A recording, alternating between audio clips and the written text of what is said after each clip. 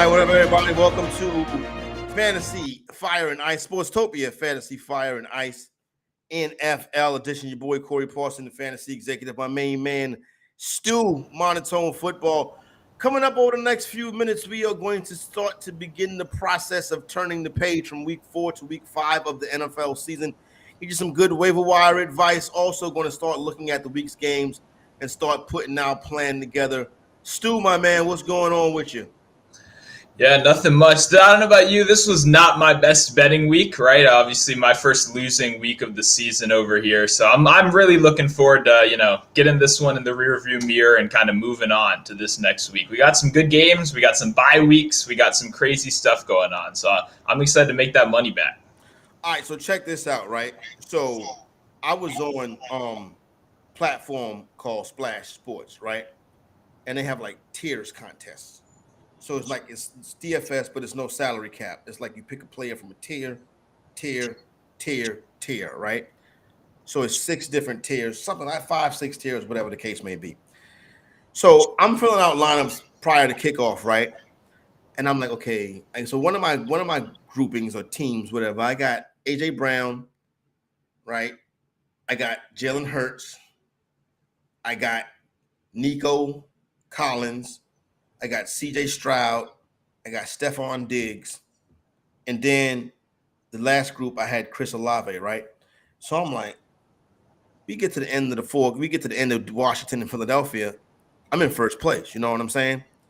So I'm like, oh, bet first place, knock down this whole thing. You know what I'm saying? But I'm like, okay, still got games left. Still got games coming up behind me. You know what I'm saying? So I'm feeling pretty good, though, right? So I'm like, you know what? I'm turning the TV off. As a matter of fact, I'm focused on the Cowboy game, not worried about the fantasy stats, whatever. And then I said to myself, the only thing I need for somebody not to go off. Stu, I went to my father's house, right? I hadn't watched. As soon as the Cowboy game was over, I went to my father's house.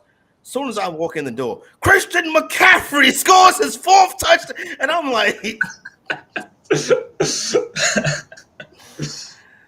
Stu, I was not in first place no more. Yeah. Yo, is Christian McCaffrey the most dynamic dude in as far as fantasy, as far as usage in production?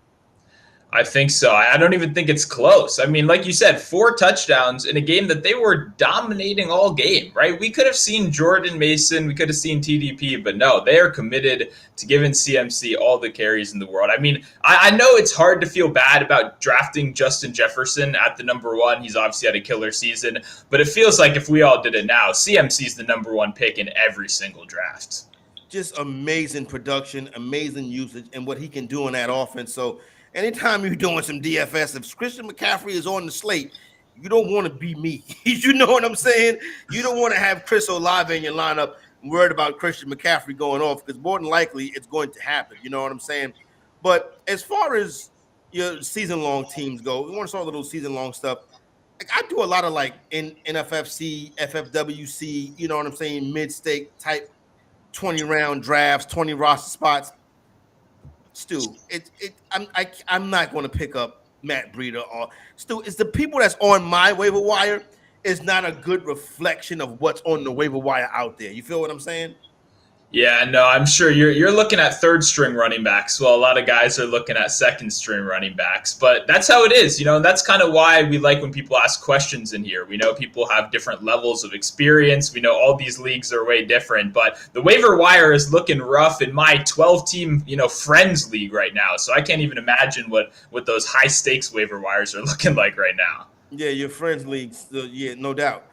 Even in my, I got a couple of friends leagues, right? One uses Fab.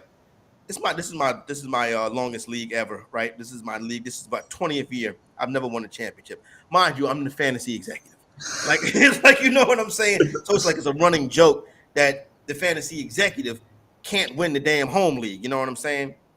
The problem with the home league is this: I'm used to playing a high stakes style of football, that 3rd wide receiver, that extra flex. So in the home league, where I only have 5 bench spots, what ends up happening is I always got 82 points on the bench. You know what I'm saying? So they know if they do that, they can't compete with me. So if they expand the rosters, you know what I'm saying? Now, with that being said, I got another home league that runs traditional waivers, like it's no fab. And to me, traditional waivers is, you know what happens in leagues with traditional waivers? What? The team that starts out hot, when that team starts dropping, that team can't make pickups. So then the other teams start rising. So by the time you get into the playoffs, that 6th seed that just snuck in is more than likely the best team going into that playoffs because they've had the good waiver analysis all year. So it's just like, listen, play fantasy football the way you enjoy it, but man, sometimes those home leagues can really be just as tough because of the rules. Yeah, no, I mean, I think a chain is the perfect example of that, right? I mean, if you're in some of these higher stakes league, people are spending their whole fab on him, right? And I know my friend that's never even heard of this guy got lucky and picked him up over, some of the rest of us who've been sitting here trying to make that happen. So it's one of those things where luck is a huge deal. Obviously, like you said, it rewards you for losing in the beginning more than it rewards you for winning. But that to me, that's kind of what the home leagues are for, right? My league is still waivers. I like the randomness. I like that, my friends that have never once, won a championship can actually fight till the very end. I like, Stu, in this league, I've had some horrific moments. Like I had a team the year Arian Foster broke out. I kept Arian Foster. My running backs that year were Arian Foster and Ray Rice. Let me tell you something. I had Andre Johnson, Reggie Wayne.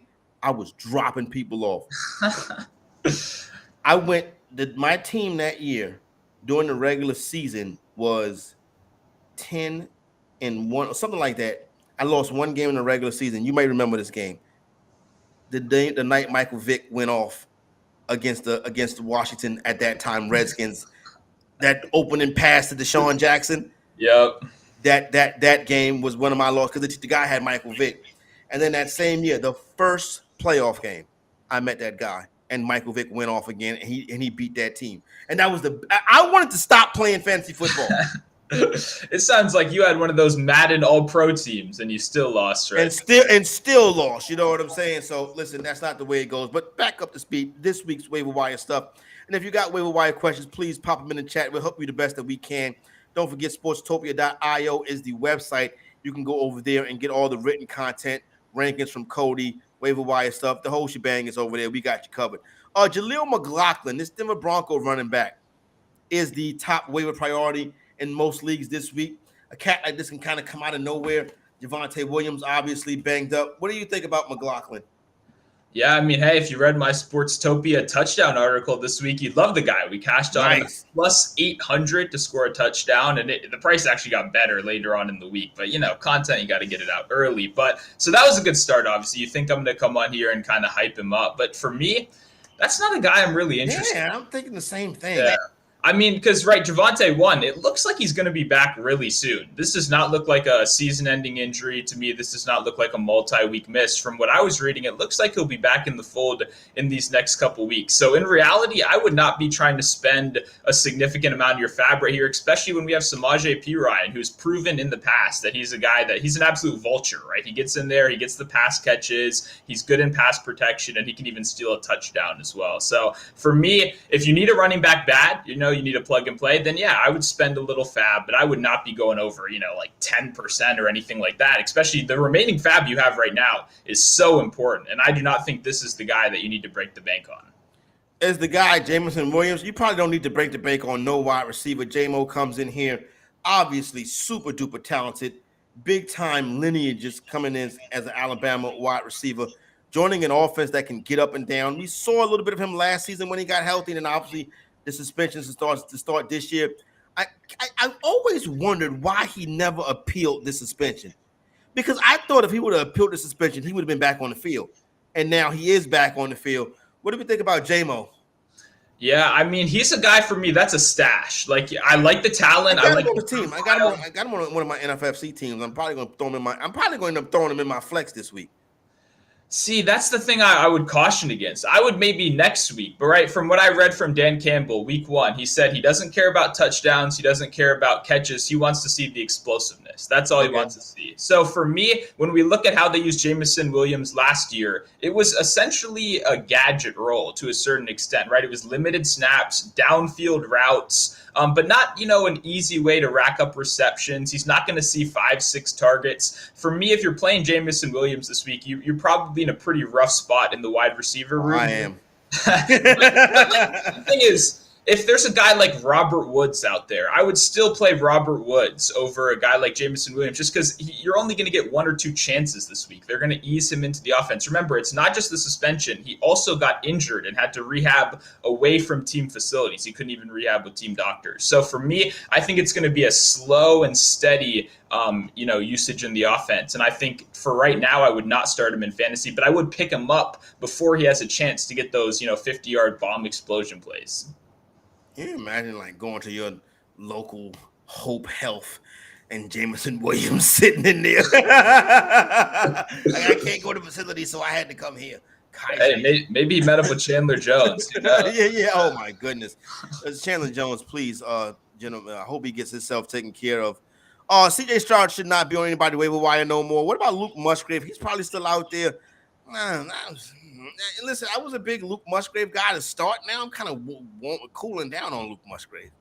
Yeah, especially we got Aaron Jones back. We got Christian Watson back. And then, frankly, in primetime, Jordan Love maybe showed a little bit more of what we could expect for the rest of the season, right? He had a rough outing against a defense that isn't a top 15 defense. That's a middle-of-the-pack defense. So for me, I would not, if your tight end position is really bad, I don't hate it. I think the talent is there, but I don't think he's going to be getting 4 or 5 targets a game. You're going to really have to depend on those touchdowns. Hey, what about Tajee Spears? That's a good one. I like Spears. Spears. I think it's interesting, right? Yeah. Because he's a small guy, right? So a lot of people look at him and go, oh, he's just a pass catcher, blah, blah, blah. He's not. He's a between-the-tackles runner. If you look what he did in college, this is a guy that ran for 1,000 yards multiple years in a row, right? In between the tackles, he can break tackles. And Derrick Henry, right? He's just 1 injury away. So for me, I love Spears. I would definitely be looking to pick him up if you can. Yeah, I'm a big Spears guy. Ryan Tannehill does a good job of dumping the ball down, too. So kind of like the only thing that Ryan Tannehill can do. Ryan Tannehill is fairly limited, you know what I'm saying? But I like Spears. I think Spears is a guy. Dollar make you holler on Tajee Spears. Not a bad idea. Probably cost you a little bit more than $1. What about Rico and Chuba Hubbard? Oh, this is like the kind of the rough category right here. I say Chuba, he's gotten his chances, right? When we look at a guy like Miles Sanders, he was limited last week with the groin injury, but Chuba still only produced 2.4 yards per carry. So for me, Chuba, if you're desperate, if you just need, anything to go in there and fill out, we have some buys now. I know some people, probably some Jonathan Taylor owners like myself, are in a rough spot right now. Maybe you do pick up Chuba just because he has that safe floor. But that's a kind of deep league play for me. Yeah, no doubt. What about Michael Wilson? Yeah, at the wide receiver position, I'm mad. I played Rondale Moore last week. I don't know if anyone else played that. Yeah, you thought it was a donut. Tried to glaze me. Yeah, a donut from Rondale Moore, but not pretty. And I had Brandon Johnson in my lineup the week before, so I took that donut, and I came back this week, put Johnson on the bench, and took the donut. No, I feel you on that one. That was not good. But I guess for Wilson, it's just not a high upside offense. I don't trust it. Yeah, I don't hate picking him up, but even last week we saw Zach Pascal have 2 catches as well. A guy I hadn't heard that name in 2 years back when he was on the Colts. So, it's a crowded room. The talent doesn't really jump off the page. You still got Hollywood. You still got Ertz. For me, it's literally like a second waiver pickup of the week, not even a fab bid. Just kind of if you need it, then go for it. You can grab them on Sunday morning if you got a roster spot, something like that. Yep. Now, I tell you who I have been playing, right, and it's been paying off. Your man Curtis Samuel. Curtis Samuel's involved in this offense. He's very involved in this offense, and I didn't expect it coming into the year, to be honest. I didn't know how Sam Howell would necessarily... I think I was on, auto pick. What I'm saying? I'm like, Curtis Samuel, and now he's in the starting lineup. Exactly. If Samuel's out there, another guy I'd be picking up as well. He's pretty much replaced Jahan Dotson as the wide receiver too, right? Dotson's running more routes out there, but due to the kind of routes he's running and how much pressure Sam Howell is facing, he's looking for Samuel over the middle much more. And if you watch Sam Howell, you notice he loves targeting guys over the middle, like Logan Thomas, like Curtis Samuel, and even Terry McLaurin down the field. So for me, I definitely like Curtis Samuel if he's available. I'm same with you. I've got him on some best ball teams. Those were all auto picks, no doubt about it. Auto pick all stars. That's not actually not a bad team name right there. Auto pick all stars. Tyler Boyd. I got a lot of people got Tyler Boyd in the leagues that I'm in. So Tyler Boyd's not going to be available, but Tyler Boyd could be out there. What's up with T. Higgins? How long is T. Higgins going to miss? Because I got leagues with we're going to talk about the Bengals in a little bit, but let's I'm your opinion on Boyd and Higgins. Yeah, I mean, if Boyd's out there, he should be owned in 100% of leagues. So if you're playing in a league where Boyd is not picked up, you need to do that right now. That must be a 6-team league. Yeah, exactly. But I mean, we make these jokes, but time in, time out, the waiver wire gets crazy. I know a lot of you guys are in work leagues, all that stuff. So yes, I would go after Tyler Boyd 100%. For T. Higgins, the injury, it looks like it's a couple weeks. I don't think he's going to play this week. I'm not 100% sure on that. We obviously need to follow the medicals. But for me, this Bengals offense, you just can't really trust him at all. I mean, Joe Burrow has no mobility in the pocket. I came on here multiple times last week and yelled about how Raheem Morris should be fired for that coaching performance. He gave Joe Burrow all the time in the world on Monday Night Football. And then we saw exactly what happened when the Titans were like, what if we just blitz this guy on every single play? Because he can't move. And if he can't move, how is he going to sustain these drives? And that's exactly what we saw. So I have major concerns about T. Higgins, especially he's a downfield wide receiver. A guy like Tyler Boyd can get all those dump offs, those short, he can rack up those PPR points. A guy like T. Higgins, he can't really do that. He needs that deep ball. So for me, I would be trying to trade. I don't know. It's kind of even a sell low at this point, but I really do not believe in T. Higgins for the rest of the year. Thanks. I invested very heavily in the Cincinnati Bengals coming into this season, and that's going to be a mistake. It's going to cost me a couple dollars, so I got to figure out a way to turn it around. Can Ronnie Rivers help me turn it around? Ronnie Rivers, is that like a member, a new addition? Who the hell is Ronnie Rivers? Like, you know what I'm saying? Like, my God. This is what's on the waiver wire, Ronnie Rivers? No, I had the same thought. I mean, so he's the backup running back for the Rams. We have to assume at a certain point Kyren isn't going to have 100% snap share. He barely gets out on the field. But I'm not picking up Ronnie Rivers. If you're in a 12-team league, you likely don't have a need for that right now. Especially, remember, there's guys like Leonard Fournette still out there as free agents that I would not be surprised to be brought in if a guy like Kyren Williams does go down. So for me, it's kind of a pass. We spoke about and discussed the Bengals, right? Right now on the DraftKings Sportsbook, the Bengals are plus 200 to make the playoffs, 2-1 odds to make the playoffs. The Houston Texans are also plus 200 to make the playoffs, 2-1 odds to make the playoffs. This is where we're at. And on October 3rd, this is where we're at.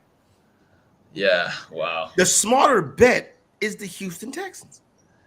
It 100% is. Even if you just take the teams out, just don't even look at the teams. Look at the rest of the division and look who they have to play for the rest of the year. And even then, it becomes kind of obvious, right? The Colts, the Titans, the Jaguars, with how they've been playing this year, I take all those three teams, even over one game against Cleveland this year. And you got the Ravens, you got the Steelers defense. For me, yeah, it's crazy, but it's kind of easy that the Texans are the much faster click for that one right there. Yep, this is very telling that we're a month into the season, and that's where we're at already. And I keep thinking back to Jamar Chase saying, "Let him get fully healthy" in the preseason.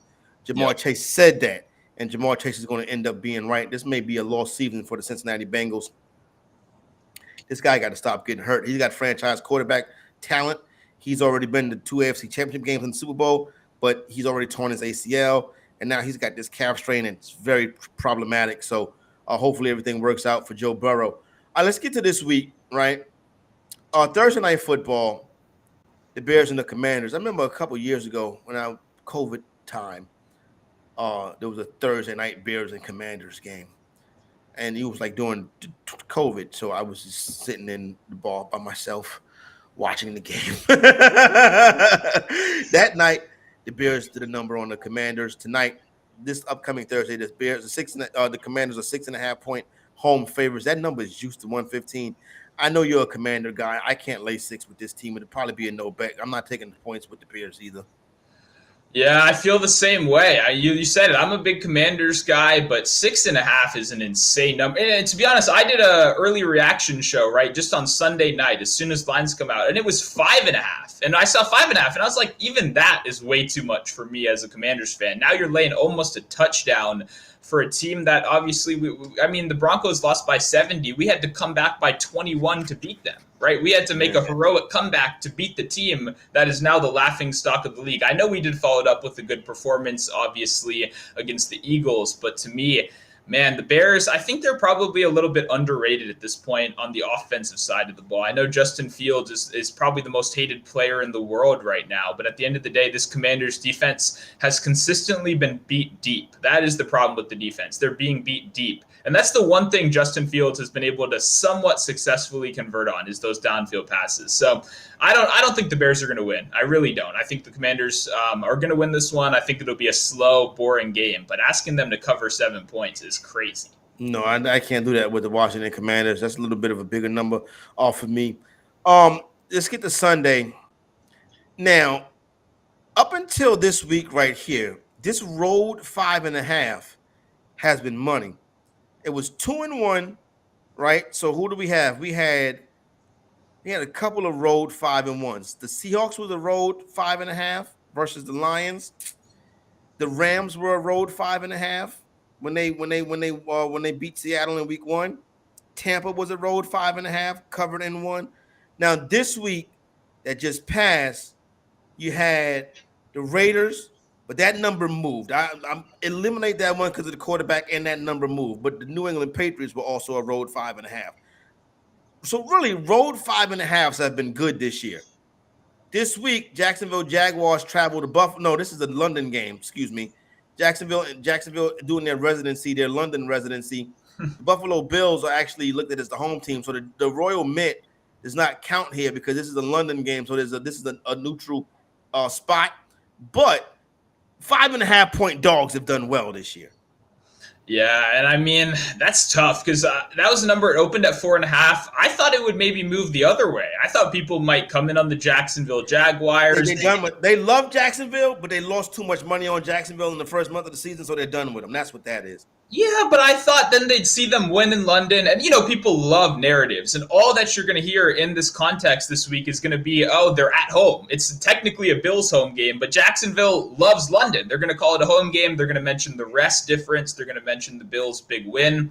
At the end of the day, for me, though, I think the Bills are the best team in football. So I'm going to be taking the Bills in this matchup. I don't like that 5.5 number. I'm going to have to find some prop ways to attack it, maybe, some teasers or something like that. But I don't really love laying the points right there, but I do expect the Bills to kind of dominate in London a little bit. You think the Bills are the best team in football because of that 37-3? You saw that close up. I don't know. That's true. No one said that to me yet. That's a fair point right there. But what I will to me, to be honest, though, it's the defense, right? That was the biggest thing, right? We knew the Bills' offense was going to be good. When you look at a team, what's the limiting factor of a team? For me, that's the biggest deal when you get to playoff team. Who is the limiting factor? You look at a 49ers team, I think it's kind of clear. Brock Purdy is the limiting factor on that team. You can do everything around him to be perfect, but he's kind of what the limiting factor is. For me, when you look at this Bills team, before the season, it was probably defense. It was, can this defense be good enough? Based on every advanced metric we're looking at right now, this is a top 5 defense in the league. And on the offensive side of the ball, we know Josh Allen is Josh Allen. So I don't know. I don't see too many weaknesses in this Bills team. I think they're going to just kind of go on a roll. I know they lost to the Jets early. I think that's depreciating their value in market right now a little bit. But I think this is the best team in football. New York Giants, Miami Dolphins in South Florida. Miami's 11-point favorite in this one right here. From an ATS standpoint, you're really supposed to just bet the Giants blindly here, right? Yeah, but I'm not doing that. I'm not. I don't blame you. What about this? How about we meet in the middle? How about we go Dolphins first half at -6? What do you think of that? I can do that. Because the Giants haven't scored a first half touchdown this season. Yeah. So I'm not sure how you're going to cover 7 or 6 points against the best offense in football or one of the best offenses in football if you can't score a touchdown in the first half. So that's where I would go. I like the Dolphins in the first half. I like that. That's a good play right there. I'm going to write that down. Miami -6. That number's going to get to 7 too later on this week. So you may want to hop in here and jump on that right there. Man, Brian Dable, Jesus Christ. Listen, y'all gave that dude that money, and then the coach sitting over here act like he is like the coach looked like he hate him. He does. And then, it looks like, remember in week 1 he left him out there for Michael Parsons to kill him in week 1? Yeah, and I mean, even too, like you probably saw him flip the tablet at the end. Look at the play, not interested. It's. I mean, I'm sure he hates everyone over there. Look, I would fire the special teams coordinator already. I don't know who that is at this point, but after watching last night, it's clear this team's got a lot of problems, and I don't think Dable can hold this shit show together.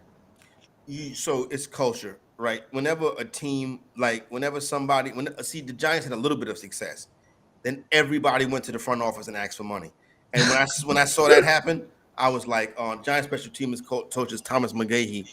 When I saw that happen, right, I was like, that doesn't seem right. You know what I'm saying? Because now they had one good year, and everybody wanted to get paid. So it sounds like it was like, wait a minute, this culture don't seem right.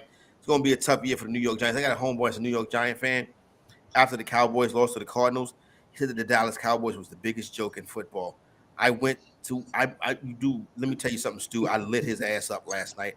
He had me blocked. I was blocked. Son of a gun. Son of a gun. He blocked me. You know what I'm saying? I'm going to call his wife, though. You know what I'm saying? I'm going to put him on the phone. You know what I'm saying? Yeah, he knew it was coming. He knew it was coming. He was ready. I'm going to find him. You know what I'm saying? Carolina Panthers, Detroit Lions. Detroit laying 9 at home. The total is 44.5. Frank Reich. Oh, what a disaster Frank Reich is. You comfortable laying 9 with the Lions though? Not really. Not really. Did Carolina beat Detroit last year? Did they? I feel like Carolina may have beat Detroit last year. When Carolina went on that run down the stretch, I feel like Detroit was a team that they beat last year. I'm gonna look up their schedule right now. But what do you think about this game right here? I mean, I'd feel better about them covering 9 with Sam Darnold out there instead of Bryce Young at this point. But obviously, new year, new quarterback, new coach right here. Yeah, I don't have any confidence in the Panthers right now. I will say 9 is bigger than I expected. If you ask me to make this spread, I'm probably at 7.5, maybe 8. So for that reason, I do think there's some value on the Panthers. For me, this might be one of those games. If it gets to 10, which I think it might because nobody likes the Panthers, I might just have to plug my nose and play it by the end of the week. So last year, this game was in Carolina last year. Detroit was a 2-point road favorite. Carolina beat them by 14 points. Wow. Yeah, I did not remember that. But I mean, it's the quarterback. You wouldn't think it would be a downgrade from last year after having the number 1 pick, but it's looked like it so far this year. Yeah, how about that? Is Frank right? He's not using the kid right. You know what I'm saying? They like I said, why are you sending 5 out in the route and you can't protect the quarterback? And speaking of the quarterback, I'm a big Bryce Young guy, Bryce Young supporter, and everybody talking about his size, and I'm like, oh no, I ain't worried about his size. I'll be honest with y'all. I thought a boy was on the field. Like I thought like a kid came on the field with a count. I glanced over at the team and I was like, oh, that's Bryce Young. Because I thought a boy was on the field. He looks really like, it's like he don't have an adult body. You know what I'm saying? He looked like he's a college quarterback. Yeah, it's almost the frame is almost more concerned. He's little. The height is not a problem. It's how tiny he is. You know what I'm saying? No, whenever the shoulders kind of come out and then the arms go down, it's not a good look at all. Yeah, no, it says juvenile. You know what I mean? So that's not a good look right there. I think Bryce Young will be all right, but how about the Baltimore Ravens going to Pittsburgh laying 4?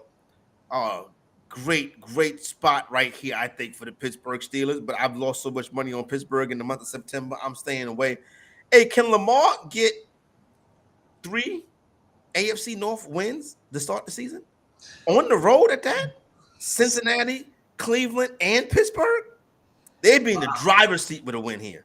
Yeah, that's a good one. I didn't even think about that, but I think they will. I do think so. I mean, when you look at Pittsburgh, the thing for me is they've got one really strong unit, and that's the pass rush, right? They have a really good pass rush. For me, there's no excuse why you don't beat a Texans team that's down 4 offensive linemen last week, right? When you have that amazing pass rush, you should be crushing the Raiders. You should be crushing the Texans because neither of those teams can protect their quarterback. And yes, they did end up beating the Raiders in that one, but they were not getting anywhere near as much pressure as I expected. Same with last week. So now you're expected to get pressure on a guy like Lamar Jackson who can actually escape the pocket and make plays happen, right? We just saw him play. The Browns are literally a better version of the Steelers right now. They are very similar teams. And we just saw Lamar handle that defense very well. I know it's a backup quarterback. That obviously affects the game plan, but I'm high on the Ravens. I did a little rankings. I had them as the 5th best team in football, which made a lot of people mad.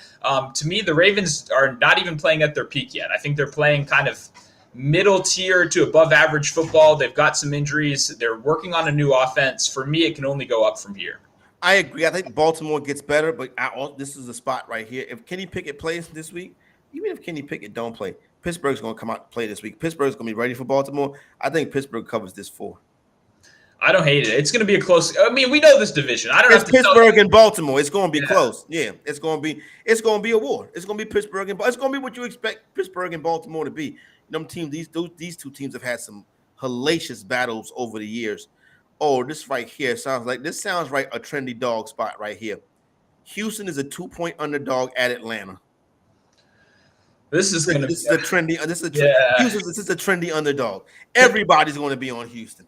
Especially the whole world finally got to see Desmond Ridder in close to prime time, right? It wasn't quite prime time, but in the only game of the slate, we got to actually watch Desmond Ridder try to throw the ball forward. And I think the casual fan saw what maybe the film guys have been seeing over this last couple weeks is that Desmond Ridder can't throw the ball. And that's a problem when you're a quarterback, right? That's not going to work. Yep. I don't know. It's can this Texans run defense hold off Bijan? That's going to be the question we ask, because if Atlanta wins this game, it's going to be on the back of Bijan. But for me, I know it's trendy. I know it's popular. It's probably a stay away, but I don't think I can support the Falcons money line as favorites in this game.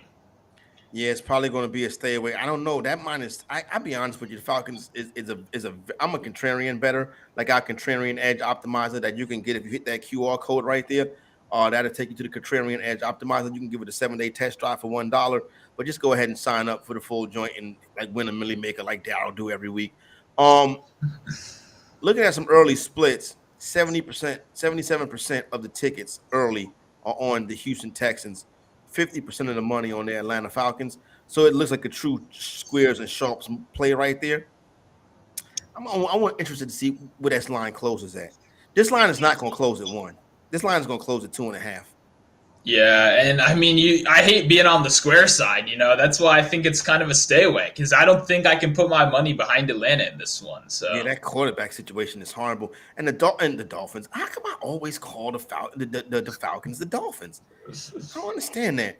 And the Falcons, they've been better at home recently, but historically they've been a bad ATS team at home. Boy, this might be a hold your nose play for the Atlanta Falcons right here for the fantasy executive. Tennessee and Indianapolis. Oh God, didn't these teams just play? Didn't they play already?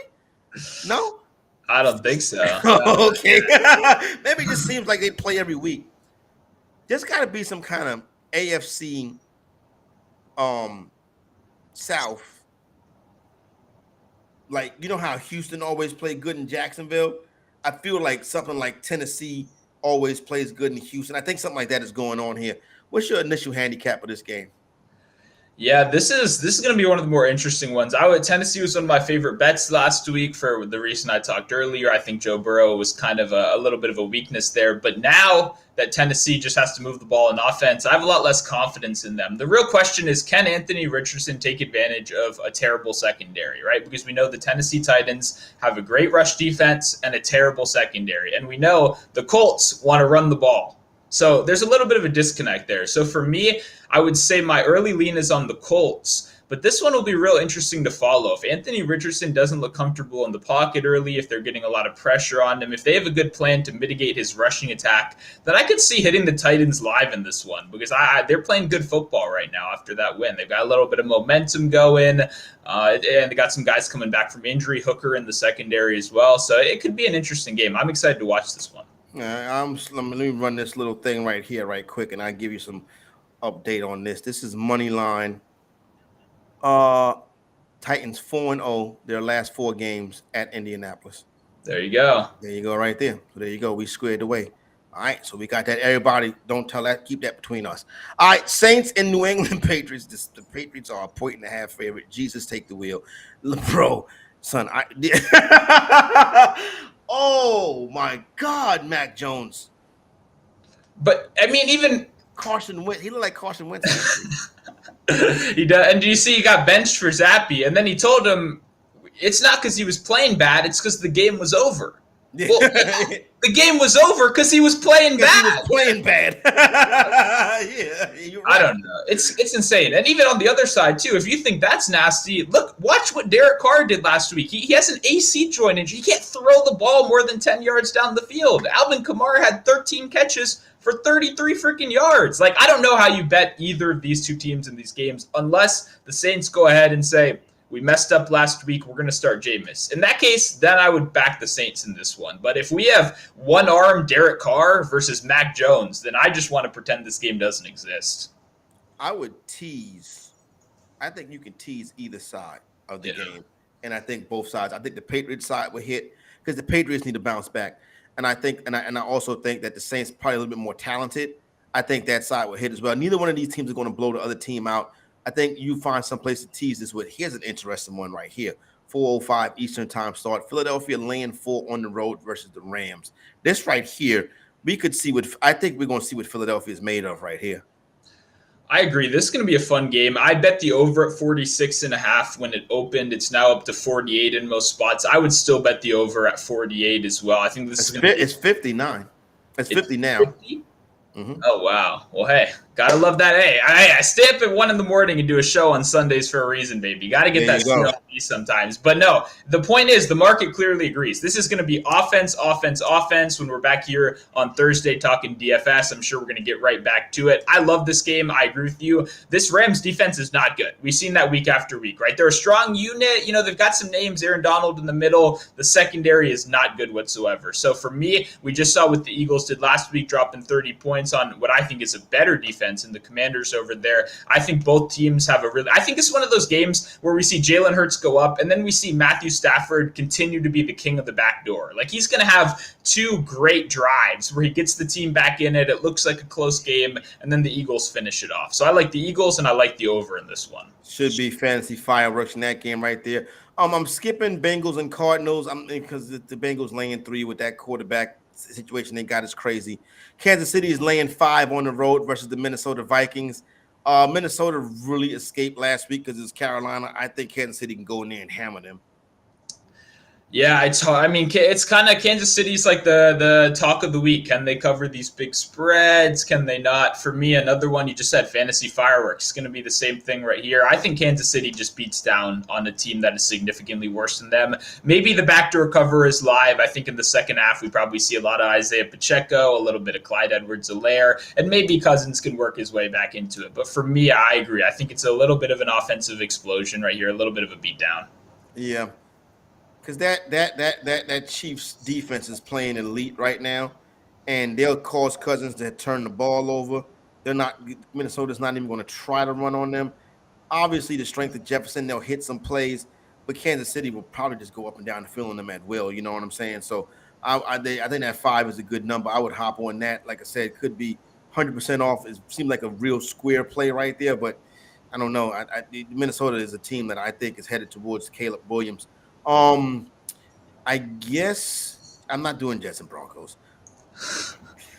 Nobody's betting on that. Maybe there's a prop betting there somewhere. I don't know. I just want to get to the good stuff. I want to get to the Dallas Cowboys and the San Francisco 49ers football night in America. 49ers 3.5-point favorite. The 49ers have been a thorn in the Dallas Cowboys side for a number of years now. Ended their season the past 2 years. To me, as a Dallas Cowboy fan, I'll take the 3.5. Meaningless game. I'll see you in January, San Francisco. I think this is a real good teaser spot as well, too. You kind of talked about that earlier. Good job. Yeah, you're right. Mm-hmm. Especially at the hook. I didn't think this game would get over 3. I saw it open at 3. I kind of thought it would just stick at 3 because I think that's kind of the perfect number for this game. But at 3.5, I think this becomes a great teaser spot. For me, I still do like San Francisco outright. I think they probably get the win in this one. At the end of the day, it comes down to kind of Dak Prescott and his interception-heavy style of play going against a very good defensive team, right? At the end of the day, who do I trust on these last drives at the end of the game? It's not really Dak Prescott. So I'll take the 49ers in a close one, but I agree. This is destined for a playoff rematch right here. Yeah, this is definitely going to be an interception-heavy game off of that. Well, let me not say that. Look, it's so funny, right? I've seen every Dallas Cowboys snap since I came out the womb. And this week, after they got that turnover to end the second half, right, and they were setting up for either a field goal or a Hail Mary, I said to myself, Dak Prescott is not going to throw the Hail Mary because Dak Prescott doesn't want to throw an interception. He wants to avoid an interception at all costs. So I knew that the Dallas Cowboys were going to come out there and kneel down because Dak Prescott wanted no part of a long throw downfield. I guarantee you Dak Prescott did not want to do that long throw downfield because he doesn't want to throw an interception. You saw it in the game against Arizona, patting the football, shuffling his feet. He didn't want to throw an interception. It's gotten into his head. You know what I'm saying? And this is a spot right here. See, the Dallas Cowboys are not going to be judged on what they do versus the New England Patriots. They're going to be judged on what they do in this game, in games like this, that they have to win. And it's a 3-point game. Now, Dallas is going to have to stop Christian McCaffrey. That hasn't happened yet, Stu. Yeah, and I mean, for me, I guess, and you're a big Cowboys fan. Like, is this a real strong tackling team in your opinion? Have you been seeing a lot of missed tackles? Because if there's one thing you can't do, it's miss tackles against this team. Yeah. Now here's the deal. So this is how basically the MO is. It's quite simple. If you can run the football and get ahead of Dallas, you can really beat Dallas down. But if you don't get ahead of them, right, what happens is their pass rush starts getting stronger, and then you start turning the ball over. Yep. So what Dallas does is once you turn it over and they score, short field, Dallas short field, Dallas short field. Then what happens is you start throwing the ball more, and you start turning. You start looking like Mac Jones. Now, can Brock Purdy transform into Mac Jones? Sure, but if San Francisco can run the football, Brock Purdy won't have to transform into Mac Jones. If you can run the ball on Dallas, you can handle them pretty good. So we'll see what happens this weekend. But that was a little quick preview, upcoming week. You know what I'm saying? Don't forget, keep it right here. Subscribe to that YouTube channel. Get all that written content, sportstopia.io over there at the headquarters, all kind of good written content. That optimizer right there, that's the real deal right there. You hit that QR code, you go in there, you get that optimizer rocking and rolling, and you make some money this football season. For my man Stu is Corey Parson, Fantasy Executive, Sportstopia, Fantasy Fire and Ice NFL Edition. We out.